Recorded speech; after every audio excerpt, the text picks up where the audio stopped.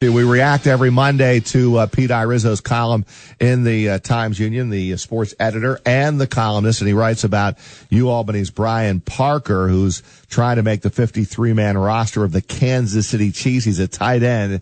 He was a good one back in the day, not that many years ago, just a couple of years ago, and I was able to fortunately be in the booth to call a number of his touchdowns. I knew he had NFL talent. Whether he could actually get there is another story coming from the University of Albany. Easier said than done, but he did, and we'll see if he can land a roster spot again this year. And Pete Iorizzo joins us on the Monday morning show here on Big Board Sports. Good morning, Pete. Hey, Roger. How's it going? Fantastic. How are you, Pete? I'm good, thank you. By the way, I enjoyed the interview you guys did with Brian Parker a few weeks ago. Oh, thank you. Yeah, he's a great kid. I knew how talented he was. It's not easy going from the University at Albany and back then it was the NEC. He did spend a year in the CAA. It's not easy going from that level and landing a spot in the NFL. But as you wrote in your column, he has been living out his dream so far, and we'll see if he can do it again. Yeah, and I certainly think the program would like to hold him up as an example of how, as you said, it may not be easy, but it is possible. I think that's something that they feel like can help them recruit now in the CAA at a higher level if they can demonstrate a history of showing guys who are able to come to Albany and then go to the next level from there. What was your biggest takeaway when you spoke with him? Just that he's extremely upbeat. He doesn't sound like someone who wakes up every morning and frets for 24 hours about whether or not he's going to make the cut or not. I think he's someone who appreciates the fact that he's gotten an opportunity to play in the NFL, and he's just enjoying it as much as he can for as long as it lasts. And, I mean, I think he recognizes, too, what an unlikely story it is for a guy who, didn't really have any interest when he was back when he was in high school from too many colleges. UAlbany was the only scholarship offer he got. So I think he realizes wherever it goes from here, he's come a pretty long way already. Yeah, I mean, that was a real going back to the recruiting process for Bob Ford, and you brought up in your story Ryan McCarthy, who was an assistant for Bob Ford, recruited him, and that there really wasn't anybody else that was offering him a scholarship. That his talent level, as good as it was kind of flying under the radar screen. UAlbany lands him, and you also pointed out, which is true, not only from a tight end standpoint, but I think they asked him to play offensive line at UAlbany. Right, yeah. I think that at one point that UAlbany only had, 5 or 6 healthy offensive linemen, so they were kind of looking for help wherever they could get it, and decided maybe they could try him there. Apparently, he did pretty well for himself, even though they never actually needed to put him in a game at that position. The funny thing is, he thinks that was probably the best thing that ever happened to him because he learned how to block, and now that's a big part of his role in the NFL.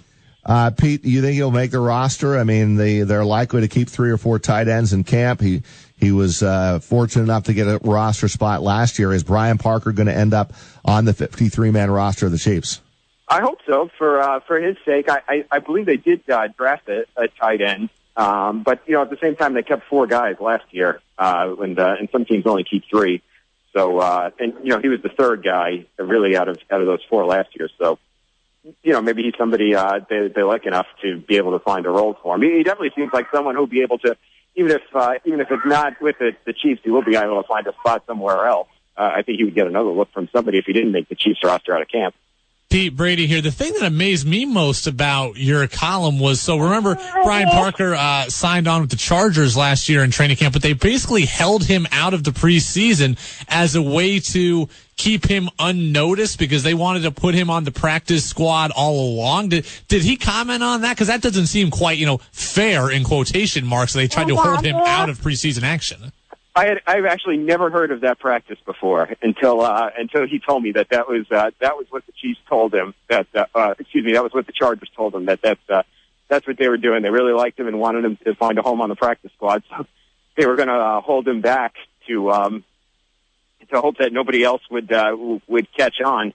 But yeah, you're right. It doesn't seem unfair. It's kind of like your boss telling you, yeah, we'd really like to give you this big promotion, but sorry, we think you're doing too good of a job at the position you're currently in. So, if I were him, I probably wouldn't be thrilled about it. But obviously, he wasn't he wasn't going to say anything bad about the San Diego Chargers. Well, we'll keep a close tabs on Brian Parker, see if he lands a spot again on the Chiefs. And I will say this, Pete, I was at practice this week for the University of Albany, and we made the announcement last week that we will carry their games and basketball moving over to 104.5, the team. We're looking forward to that. But you look at the size of those players, the speed of those players, and the recruiting process that Greg Cattuso is doing right now in that CAA. It won't be the last time we talk about a U-Albany player making it in the NFL, because when you're in that CAA conference and you're recruited to play at that level, there are a ton of CAA players that have made it and have made it big time in the National Football League. Yeah, and that's interesting to hear you say that, because you'd be in a far better position to know than me. Is there a market difference now when you watch the team practice and when you just look at the sideline now than there was maybe 4 or 5 years ago, and the type of player that's on the field? No question. No question about it. I mean, these guys are men. You look at the size and the speed, and yeah, it's a noticeable difference. And I think starting this year, Pete, you're going to see, when you go out and watch U-Albany play, you're going to see the level of competition. Well, they're playing against really good competition in that CAA. I think U-Albany's getting to the point where they're going to be able to compete and win some more games as they continue the process to try to someday win the championship. But yeah, no doubt there'll be plenty more of the Brian Parker stories over the years at the University of Albany now that they're in the CAA. Yeah, I was just going to say that. They've had Parker's not the first guy they've had to play in the NFL, but I would think going forward that there'll be many more to come. No doubt. Hey, Pete, good column. U-Albany's Parker lives out his NFL dream. Pete Iorizzo reacts every Monday morning here on Big Board Sports. Thanks for a few minutes, Pete. Okay, thanks, Roger. I appreciate it. You have a great day. All right, Pete Iorizzo with us here on Big Board Sports.